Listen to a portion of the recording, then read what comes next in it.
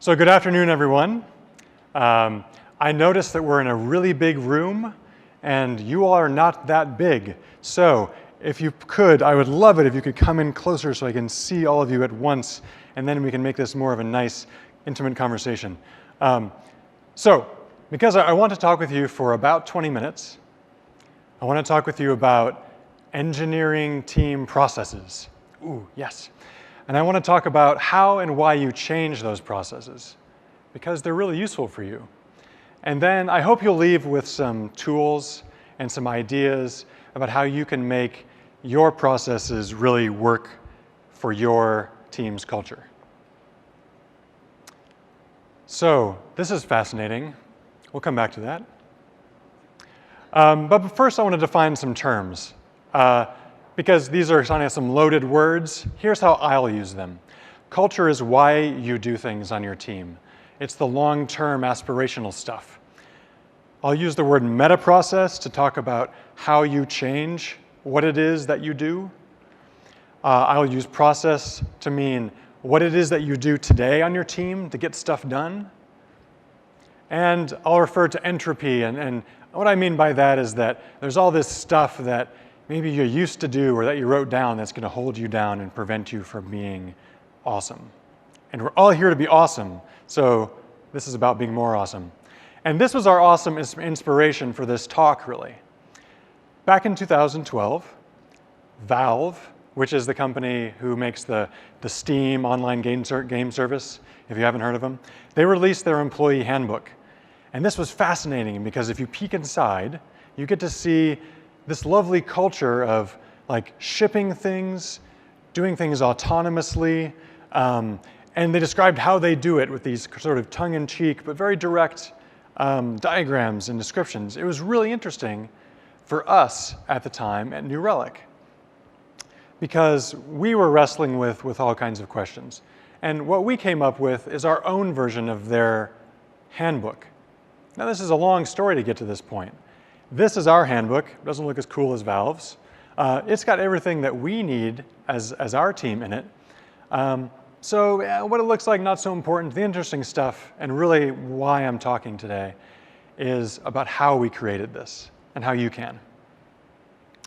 So this is our way of doing things. If you've used GitHub, you recognize this pretty quickly. This is a pull request in GitHub. And I'll break it down just for if people who aren't GitHub users. This is somebody proposing a change to how we do things in our engineering team. Kirby, in this case. There's some discussion. Hey, should we be doing this or not? In this case, Bjorn is saying, yeah, you're right, let's do this.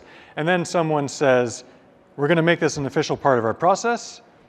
So we're going to merge it into our process repo, and it will become law. Great.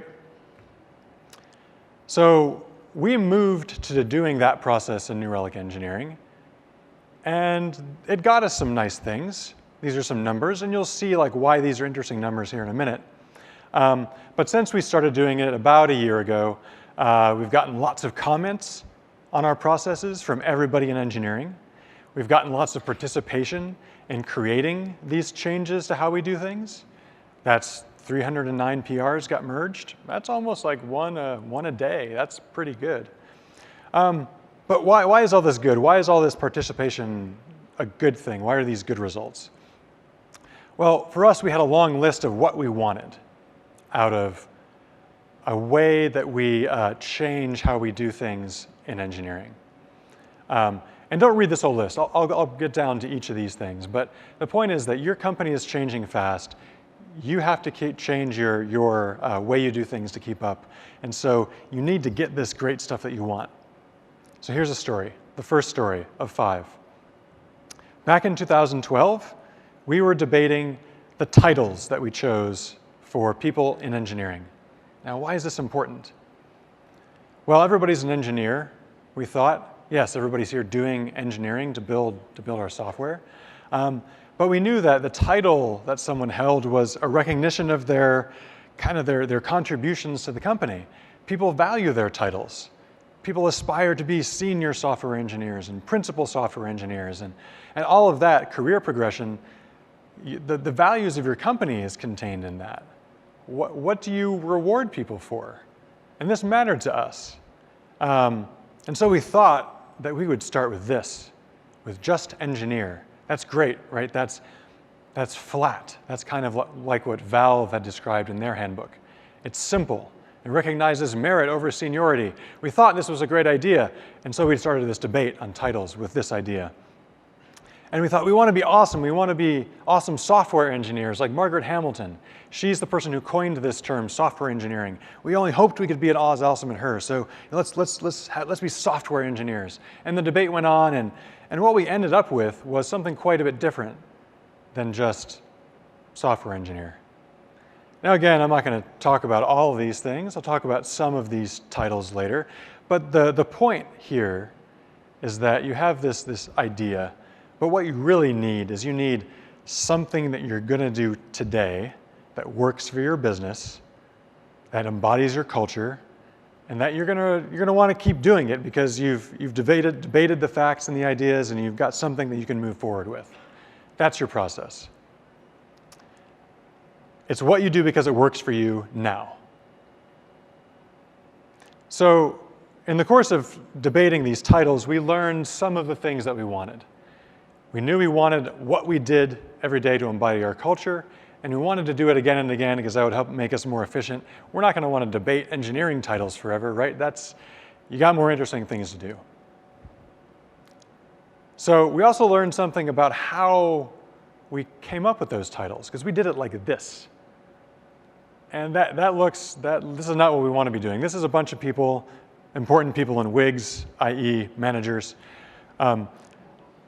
talking about this important thing in meetings. And then we would send emails, and we would, we're managers who care about how we make change, but we were still doing it with this sort of, everybody's in a room, and then the people who are privileged to be in the room get to take part in the discussion, but those who aren't privileged to be in the room because maybe they weren't the managers, maybe they haven't been hired yet, and yet policies are decided for them, or they're engineers and they got to write some code, and that's really important to do.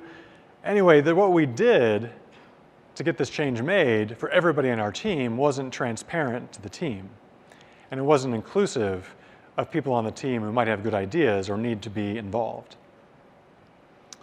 So we learned we wanted to improve upon that situation. We also learned, again, way back in 2012, that we were too big. Does anybody know what this number is? Talking about a big team. This is Dunbar's number, or at least one of the values people think Dunbar's number has. And that's a number from sociological research that tells us we can only hold a certain number of relationships with people at any one time.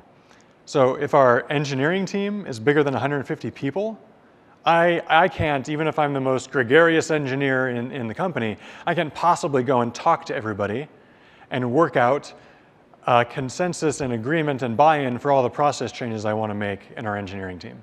It's not going to happen. There are too many people. By the way, these 150 people are scattered across a number of sites, a number of time zones, a number of continents.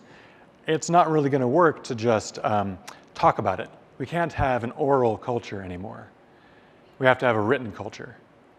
So that's one of these lessons that we learned. That we had to make sure that these decisions we made and these policies we had were discoverable, and not just by talking about it, not just by meetings. And we had to write it down in one place so there was no kind of debate, there was no mystery about what is it that we do here every day. So of course, if you're going to write something down about how you do things, what do you use? Right? Has anybody ever written stuff down about how their team does stuff? Well, how about a wiki? Of course, that's the thing you use. And in fact, Ward Cunningham, who is this extraordinarily enthusiastic gentleman in the picture, he works at New Relic. We use wikis since the beginning, but as it turns out, wiki did not work. We would do it again and again, and it would still fail, and we'd wonder why.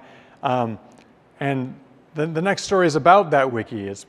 We had this kind of append-only wiki. We would kind of dutifully record how we did things, and then we wrote it all down, and it kind of got slowly out of date. So we would go and we'd get another wiki system, and we'd say, okay, anything that matters to you that's written down, copy it over to the new wiki system or else it's going away. So people would say, I don't know if we need this, but it seems mostly right, so they would copy it over. And then we'd go and like a year later, we'd do like another wiki system because the old one didn't work for one reason or another. So what we ended up with was all this like copy-pasted, sort of correct documentation. Not only did we spend a bunch of time copying and pasting stuff and asking people to review their docs, but we ended up with stuff that was untrustworthy because it had just been carried along kind of mindlessly from wiki to wiki. And that was for a few reasons. And those reasons led to this copy pasta accumulating. And this stuff slows you down.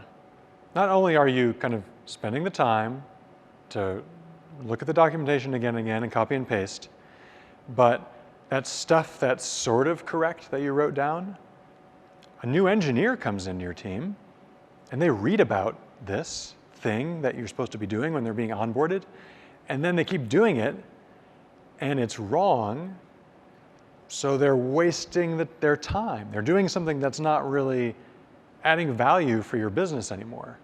And I'll talk about why that's a problem in the next story, but what it comes down to is what we knew we needed is something that would not just be copied and pasted, but that would really be updated and deleted easily. And I don't just mean, in this case, in terms of UI, right? You can always add a delete button. You can add an edit button. But the problem that we saw with the wiki, because it's got all those things, right? The problem we saw with the wiki is that you're not really sure if you can really change the wiki documentation. Because you go into a page and you kind of hit edit and you start typing and you're wondering, do I have the buy-in to make this change yet? Do I have to have had a meeting and gotten agreement and worked out the right solution? There's like this barrier to entry, not from the UI, but from do I have the sort of authority or power to make this change? So we have to solve that problem. We knew from the wiki lesson we needed that. And the third story is about why that doing things that are sort of correct is bad.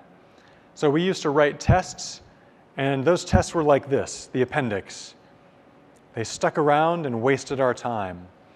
So we had on a wiki page this nice description of manual tests we would run against our production website. Sounds pretty good, right? We cared about making sure our customer experience was good in production. But we would run these tests, and long story short, we never really found problems this way. And that's bad because you have engineers, that new engineer I talked about, who are spending time doing this testing that never yields any gain. But the worst thing is that the reasons you did this, number one, production is the only place that really matters. We knew that. Number two, your customer's experience is incredibly important. We knew that.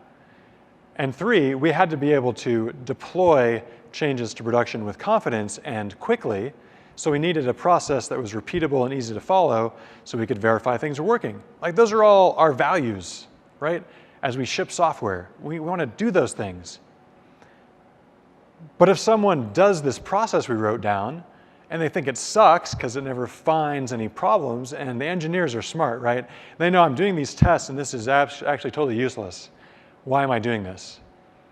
Then you've unintentionally taught that engineer that, does it really matter what happens in production? Does this matter, the customer experience? Do we really need to push things to production quickly and easily and make sure they're good? You've undermined those cultural values by having a day-to-day process that doesn't pass the smell test for an engineer. That's dangerous. Because your culture, those big things that matter to you as a company, that is way more important today and especially in the long term than what exactly it is you're doing today. That's super important. The culture is the reason that you're doing any bit of that process that you've written down. And because you all want to do amazing work and you want your companies to succeed, you have to fight against this force of entropy, this stuff you used to do, but that doesn't work for you anymore. And that doesn't actually get you to where you want to be culturally. You have to fight against that entropy. So you need something that's going to close the gap, right? Between where you want to be, you know, the awesome you of the future who you know is there somewhere, and like the process that you thought was great last month but is wasting your time today. So if that developer who first noticed that this manual testing was useless had proposed a change to how they did things, then maybe you wouldn't have wasted a few dozen engineer hours doing that testing, and you could have solved the cultural problem another way. So, more stuff we knew from these stories that we wanted. We wanted people to feel like they could act on their bias to act, right? That they could go and actually propose changes and do that autonomously without having to go and have a meeting with a manager about it. Because you hired a lot of smart people, they know what to do. At least they know what to propose to do. So by easily I mean not just for a UI, but for your organization, for your people. So, oh yeah, this thing. You've seen this before. So another thing we learned over the course of evolving our process for changing our process is that not any one person gets to have the final say in how we do things. New Relic is a public company.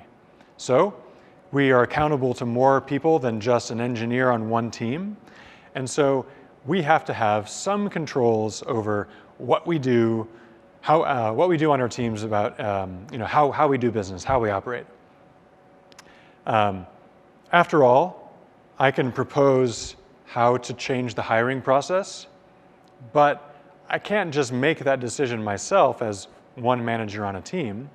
The boss has to, in the end, agree that this is something we can say as a public company. This is how we hire people. So we have to have this sort of editorial control over how we change our processes. So despite wanting to get everybody involved, we do have to have some editorial control for how we do things. So Bjorn, he was the boss, saying, yes, we can do this. And this is not really an unusual concept. All of us are familiar with how open source works. And open source, while it produces lots of inclusivity, sometimes, it can involve large communities of people in getting a task done. It's not a democracy. There are maintainers, there are committers, and then there's a much larger pool of contributors. And if you've got an open source project done right, those contributors are diverse and large and involved, and they're healthily contributing to the community. And that's what you want on your engineering team. So everyone's got a voice in this ideal process we're looking for. Not everyone has a vote. So long list of stuff of what we want. And finally, we've been thinking about this in little pieces since 2012. And then we just happened to talk to some engineers at Simple. They do engineering. They're in Portland. We're in Portland. We talk shop. We found out that they were using GitHub for process documentation, for like how they're going to architect some future systems they're going to build. And they just invite their team to comment, to create pull requests, to change how the architectural direction goes. So we thought that was cool. We started doing that on our site engineering team. At one point, then we put into a README on a repository for some site engineering code, someone checked in like a mission statement for the team. And that was interesting. That was really interesting. That was like treating your culture, like why you are there as a team, the same way as you do your code. Somebody on the team proposes a change and you debate the merits and then you decide to do it or not. Okay, that seems pretty obvious. Why didn't we do that before? We don't write code in meetings, so why do we talk about how we do things on our team in meetings? this was an interesting revelation for us. So we went all in after this. We ditched the wiki. This is our repository. Nothing much to look at here, but it just looks like a GitHub repository. But this is where our engineering team process documentation lives. Stuff like those titles, stuff like how we do hiring, stuff like how we talk about reviews. So this is my technical slide. This is not difficult to accomplish. This is really just lots of stuff that you get out of the box with GitHub and GitHub Pages. So if you want to talk about how we did it technically, just find me after the talk. It's easy. Again, what we ended up with is just this same process that you would use to change your code. And this was amazing because we're all engineers. We know how to do this. So we feel like this is going to be fairly inclusive. Turns out, when we moved to this process, we got most of what we wanted. And we got inclusivity, and we got easy updates for the engineering team. But we have to work with our legal team. You saw my slide, right, with the safe harbor? We have to work with our marketing team. We have to work with our product managers. And not everybody really has overcome the barriers to using a tool like GitHub Pull Requests that we as engineers just don't see because it's what we do every day elsewhere. So those are things, problems still to be solved for us. Now, a few things we learned when we moved to process changes done with pull requests is that even though we're not trying to have meetings about everything all the time, it's still really valuable to write together, to work on a pull request together for the same reasons that you pair program, really. Get somebody involved, bounce ideas off, catch errors early, all that good stuff. Just kill email. If you see stuff happening in email, I have literally just copy-pasted emails into pull requests and @mentioned people to say, hi, this was an interesting email thread. Let's please continue in a place where everyone can participate and we don't devolve into 4 forked email threads about it. So do that. Also, do everything you can to lower the contribution barrier. Even if you think it's easy, it's not easy enough. This is a screenshot of a blog post GitHub made describing how they were improving GitHub to make pull requests easier. You can edit a file and make it a pull request. Now it's as easy as a wiki. That no longer is any reason to use a wiki as far as I'm concerned. Word is okay with this talk, by the way. But there's more stuff you can do to lower the barrier. Also, discussions are great, but sometimes discussions need moderation. Not every comment is useful, and sometimes that energy spent debating the finer points of a pull request could better be used to create another pull request over here so we can move forward with this idea we have in the original. So exercise some discipline, even though you're involving, in our case, everybody in engineering, anybody who wants to at New Relic, have some people who are in the pull requests who are moderating. The unexpected cool thing is that using Git to think about your processes means you can take your whole set of ideas and think about them as a whole. No longer are you trying to edit one wiki document at a time.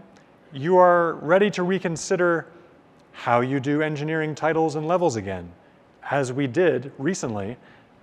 Another group of managers and engineers just decided this was needing improvement, so they started it up again, and they could rethink the thing. It provides a lot of freedom. It lets you think, why is this thing we're doing a good idea? Let me rethink it. And that why do we have these titles? Why are we doing it this way? That's all going to get recorded in the pull request documentation.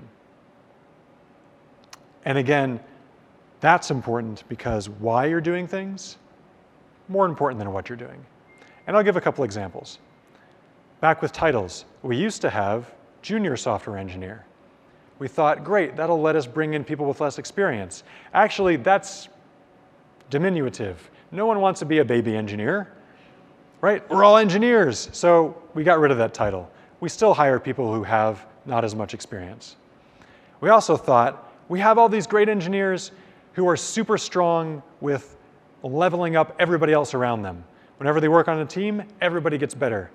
We don't want those people to stop writing code and be managers. That's a different job. So we created this lead software engineer. And now that that stuff, that why, is all in a GitHub process repo pull request, everybody can understand why we did things this way. So now that if you move to something like this where the pull request knows why, then you are empowered to go home to your engineering teams and have everybody take part in asking why. And that's what I hope you'll do today. Whether it's GitHub or anything else, go back to your teams, ask why you're doing things this way, and change it for the better. Thanks. I'm happy to take your questions.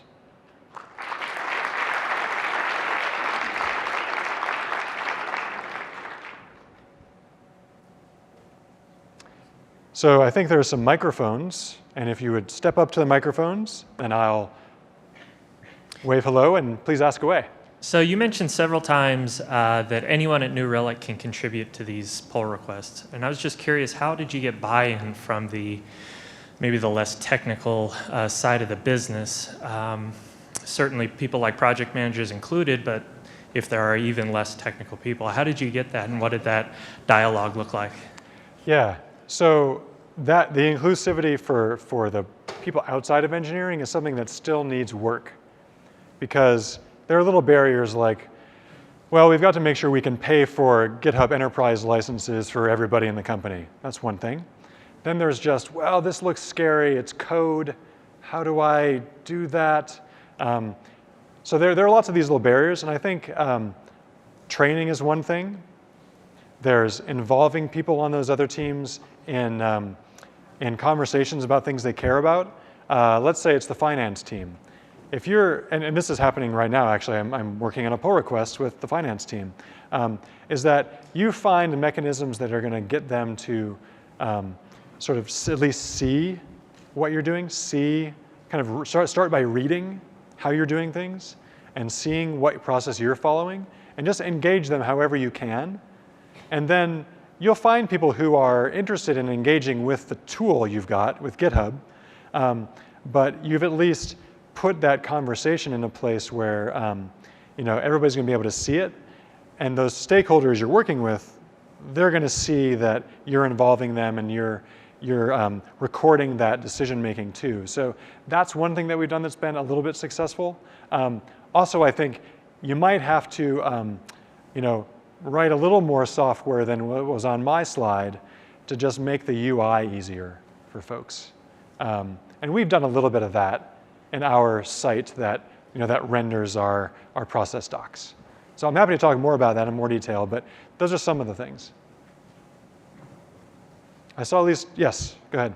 So this is great, and while I have fiat to go back and say, we're doing it this way, this is awesome, I also find it really helpful to point to an example both as I'm selling it and down the road when we're going, this is a neat thing that we haven't encountered yet, we don't really know how to solve it. How did they do it? Can you point us at any public place where we could find stuff like this as an example? Yes, so there actually something similar, and it's not with GitHub, I don't think, but Camille Fournier, who's giving a talk tomorrow, or maybe it's later tonight, she's the CTO of Rent the Runway, and she's kind of got a lot of attention and feedback on the engineering title process that she publicly documented, and that is available publicly. So there are some examples of like this, here's how we do things on our engineering team, and kind of like what the discussion was and the reasoning that are out there, including Camille's. We don't have our stuff quite as wide in the open. That site I showed you is still New Relic only. But there are some other companies who are like really kind of radically shifting their transparency dial all the way to everyone can read how we do the sausage making. So I know there are some examples. Camille's is one. I could probably find some more too. Unfortunately, we have run out of time. Thank you, Julian. Julian's giving me the hook.